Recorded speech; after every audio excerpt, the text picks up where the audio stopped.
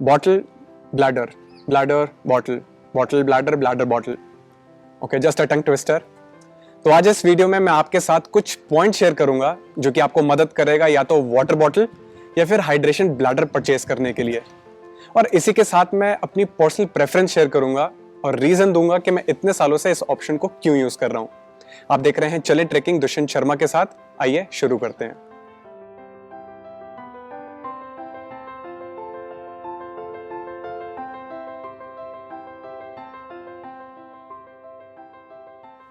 First point है आपका maintenance. अगर मैं अपने वाटर बॉटल की बात करूं तो इसकी मेंटेनेंस के लिए मेरे को ज्यादा मेहनत नहीं करनी। इसकी क्लीनलीनेस के लिए मेरे को सिर्फ इसके अंदर डिटर्जेंट के साथ थोड़ा पानी डालना है, थोड़ा सा शेक करना है और उसके बाद क्लीन करना है। उसके बाद मैं इसको थोड़ी देर धूप में सुखाऊंगा और मेरी बॉटल क्लीन हो गई।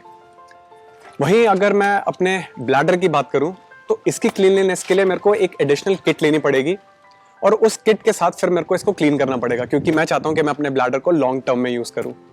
तो उसको क्लीन करने के लिए मेरे को एडिशनल कॉस्ट, एडिशनल मेहनत और एडिशनल टाइम लगेगा।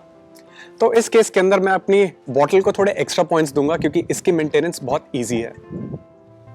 सेकंड पॉइंट है आपका ड्यूरेबिलिटी। तो अगर मैं अपने वाटर बॉटल की बात करूं तो ये बहुत ही ज्यादा ड्यूरेबल है। इनफैक्ट मेरी मेटल बॉटल के साथ मैं कैंप साइट पे घूमता रहता हूं। कई बार ये गिर जाती है, कई बार बैकपैक से निकल के भी गिर जाती है। तो मुझे फिक्र करने की जरूरत नहीं है क्योंकि मुझे पता है कि ज्यादा से ज्यादा इसकी सिर्फ शेप ही चेंज होगी। इनफैक्ट अगर आप मेरी वाटर बॉटल पे देखेंगे तो कई सारे डेंट दिखेंगे जो कि साइन है कि काफी बारी गिर चुकी है। दूसरी साइड पे अगर मैं अपने हाइड्रेशन ब्लैडर की बात करूं तो हाइड्रेशन ब्लैडर के लिए मेरे को ज्यादा ध्यान रखना पड़ता है।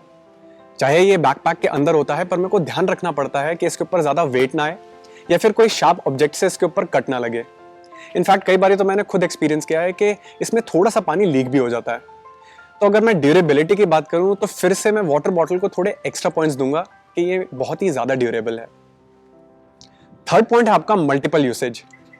अब अगर मैं फिर से अपनी वाटर बॉटल की बात करूं तो इसको तो मैं कई जगहों पे यूज करता हूं। सबसे पहले अगर आप इंडिया हाइक्स के साथ ट्रैक करने आते हैं तो रात को आपको गर्म पानी मिलता है और ऐसे में मैं इसको हॉट वाटर बैग की तरह भी यूज करता हूं।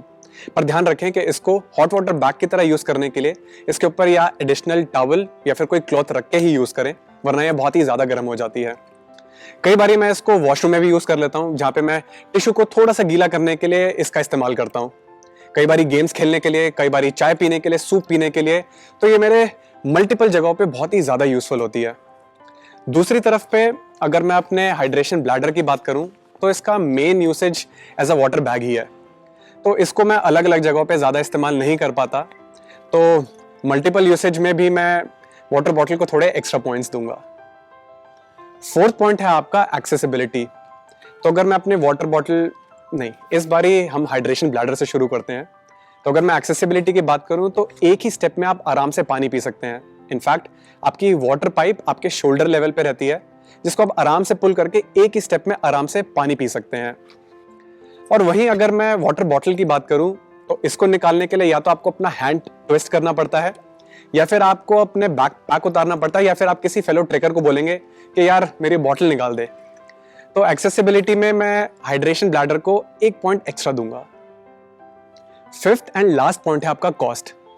सबसे पहले मैं आपको बताना चाहूंगा कि इंडिया हाइक्स में हम बिलीव रखते हैं कि ट्रेकिंग जैसे स्पोर्ट के लिए आपको ज्यादा एक्सपेंडिचर करने की कोई जरूरत नहीं है।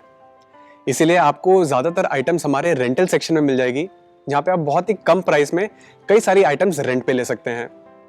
तो अगर मैं वाटर बॉटल की बात करूं तो हम टीम मेंबर्स कई बारी कोई भी वाटर बॉटल उठा के ट्रैक पे निकल जाते हैं, तो हमें एक्सपेंडिचर करने की ज्यादा जरूरत नहीं पड़ती।